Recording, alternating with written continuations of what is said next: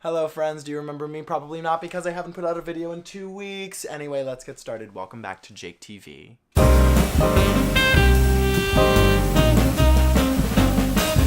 My I'm sorry.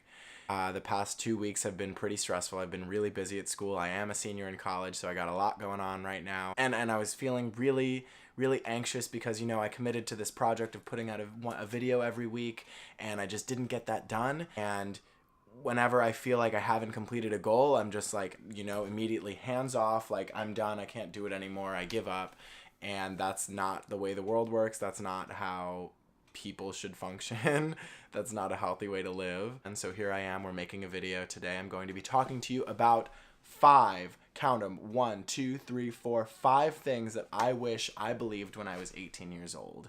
Now, these are all things that I'm sure we've all heard several times from anyone who has given us advice. And as a senior in college, obviously I'm still working on it. I'm still trying to figure out how to live and how to prioritize and set goals and be disciplined in my work. Here are 5 things that I've really come to terms with over my time at school, and I only wish that I believed them coming into college as a freshman at 18 years old. I wonder who I would be right now if I believed these 5 things. So, number 1, nobody knows what they are doing. Now, this sounds harsh, and it sounds like nobody has a plan or has goals or knows what they want to do, and that is not true. People know what they want. We are humans, we have wants and needs. But when it comes down to how to achieve those goals, that's when it kind of becomes a little muddy. Who's to say? Everyone is so different, and everyone's path to whatever their end goal is so different. It is impossible to give anyone a blueprint of how they should live their life. No one knows what they're doing.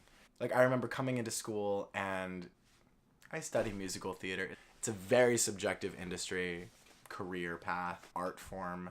And I came into school not really having figured out who I was or what I brought into the room, as they say. And I remember I would just see my classmates who were so talented around me, and I would get really insecure because I was like, I don't know what I'm doing, and neither did they. Everyone is good at something. Everyone is good at something, and you never know. You never know. Nobody knows. I'm still trying to figure that out. I wish I believed that coming into school because I was so insecure in not knowing what I was doing, not knowing what I wanted, not knowing what the next step was going to be. And that's just it. No one knows what the next step is going to be sometimes. Sometimes you have it planned out. You've got like a 6-month period where you're like, chronologically, that's what's going to happen. Most of the time, it's kind of up in the air. And you get to live your life. We're raised, at least I was raised in public school. You are given a schedule, you are given a curriculum, you're put in a routine where you always know what's coming up next. And I think a lot of people that exit school, they're left in this nebulous of the wide open possibility of you can do whatever you want. And with that comes this great pressure of having to know what you want and what you are doing next, and you don't have to. I do think having a routine is important, and scheduling yourself is very important because I don't really like this phrase, but idle hands are the devil's playground. I'm sure we've heard that too. But productivity is in our nature. Do what you want to do. Really ask yourself what you want to do. Like, what I want to do is I want to finish making this video, and then I want to make some ramen. And you know what? I'm gonna do that because that's a very simple goal, and that's my plan for the rest of today. Not just that, but in the next hour or so, I'm gonna be... Number 2, kind of connects with number 1. It's love what you do. Really love it. Throw yourself into it. Find something you are passionate about. We need creative outlets. Even if you're not a creative person, sports, exercise, something that you love doing that makes your body feel so good. For me, it's putting together videos. I'm still working on the filming aspect of it because I think the tough part is coming up with content, but putting together like the little clips and making a storyline, I really think it's so much fun. And it's a hobby. It's not like I'm planning on making my career out of this, but it's just like a healthy hobby that lets me utilize my time in a way that is creative, and I'm using my brain. I have to think pretty hard about what I want to produce. And I love what I do in school. I love being in school in New York because it's just what better place is there to learn, you know? I'm learning how to survive in this crazy, crazy city. Love what you do. And like I said, it doesn't have to be your work. Obviously, loving your job, it's pretty A+, but that doesn't mean it's the be all end all. Work is money, and trust me, I know the value of money. Like, I get it. You need money to survive, and it sucks, and capitalism is evil. Yeah. Love what you do. Put your energy into something that makes you feel good. Unless it's heroin, because that's a little dicey, and you might, die. Number 3. So number 3 is balance the happy with the sad. I grew up an only child, and I was not a very social kid. Like, I locked myself in my room and I would watch anime, or I'd be playing video games, or I'd just be by myself. I spent a lot of time by myself, and so I got this weird sense of, oh, I'm lonely. And I don't know why. Eventually I figured it out because I was scared. I was scared of other people. I'm still a little scared of other people. It made me sad, and I didn't realize why that was happening. I was just like a lonely kid, and there's really nothing wrong with that. It informed who I am today. I think I'm a pretty solid individual. I'm a little crazy, but isn't everyone? So I grew up listening to sad music, stuff that expressed how I was feeling in that moment, and it kind of trapped me in this vortex of gray and mush. My life felt like mush.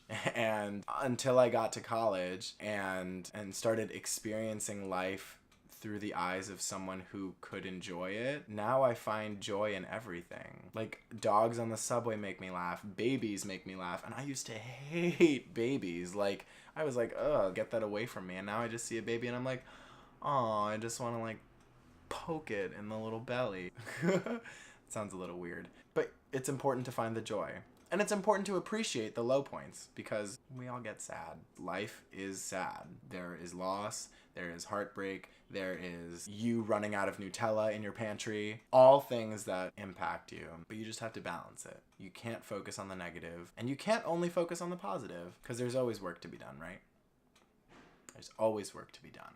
Number 4. This one's hard, if not impossible to accept. So I might just be another one of those people who's saying it and you're like, yes, yes, yes, I know. Number 4 is you look great. Now I know that sounds like you've heard it a million times, because you probably have. And I still hear it. It's hard.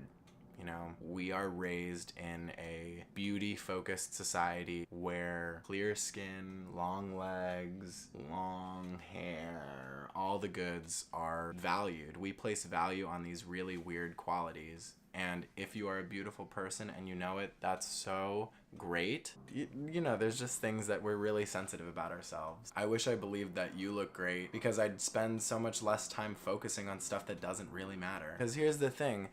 Everyone is so focused on themselves that no one has time to be focused on you. Unless it's your significant other or like a helicopter mom. No one's thinking about you. That came off a little harsh. No one is thinking about you as much as you are. You know? Everyone is still trying to figure it out. Back to number 1. No one knows what they're doing. Forward to number 4. Everyone has self-doubt. Everyone has insecurity. Do not waste your time with that.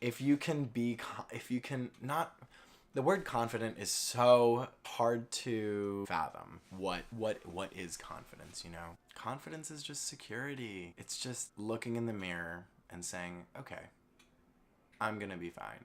I look great.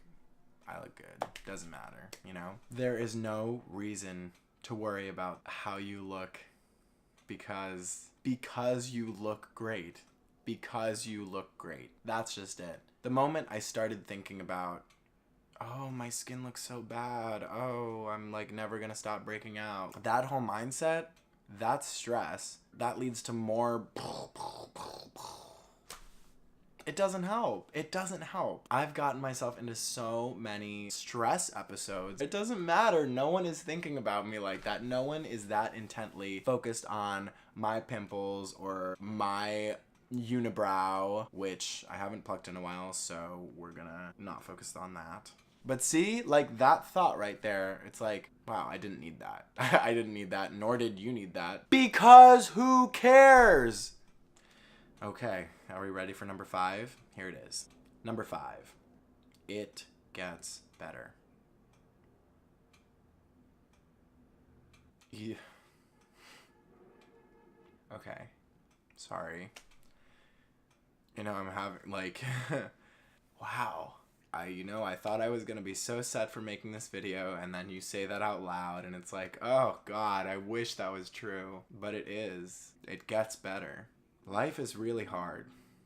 Adolescence is really hard. Growing up is really hard. I'm only 21, and I'm, like, struggling. I wish I could tell myself at 18, at 16, at 14, at 22, I wish I could just shake myself and be like, you're gonna be okay. It's all gonna be okay. This too shall pass. Life is a cycle. Life is ups and downs. It's full of juxtapositions. It's full of opposites. Wow, this is really crazy how connected this and all of the above, all the last 4 you gotta live in the highs and lows. That's where life is. It's the transition from happy to sad, from ugly to gorgeous. Like, I think it's one of the most important life lessons, and I think it's one of the hardest to learn and one of the easiest to forget, is that life gets better. And with that, life gets worse, but it's always gonna get better. You know, when you just think about, like when I was a teenager, like, you know, when you're a teenager and everything is impossible and everything is dramatic and everything is falling apart around you and you think that it's the end. It's just not. Life goes on whether you want it to or not, and you just have to ride it out and do your best. And if something doesn't work out, either work harder and push yourself or find something you are really passionate about. You know, I'm about to graduate in next year, and hell if I know what I'm doing, but all I know and all I believe is that nobody else knows what they're doing. I look great. I know that life is going to be happy and sad, and I know that it's going to get better. I know that it's going to get better. So that took kind of an unexpected turn. I'm sorry. I'm not sorry. I'm not sorry I got emotional. It just caught me off guard, and I'm glad it did. Like, that really surprised me. And I'm still kind of shook. So maybe I'll probably make my ramen before I put this video together. Thanks for watching, guys. I mean, this was my first sit down and talking video, and I hope it wasn't too painful, but you know, I learned something today. I learned that it gets better. I'm going through it right now with just, you know, work, school, life, everything. And it's gonna get better. And I can't wait for that. Not that it's bad right now. It's not bad. I'm just excited for what's next. Anyway, once again, thank you so much for watching. It feels so special that I can just talk into a camera, put it together, and people hear what I want to say. Because that didn't always happen. You know, I was a quiet kid. I don't know who I was gonna be. And I still don't. But we're working on it. Alright, well, that's it for this week's video. Thank you, guys. I love you. I'll see you next time. Achieve what they want, you know? I love when the pipes in my building make lots of noise and interrupt. But it's okay because I'm sure someone was having a lovely poop upstairs.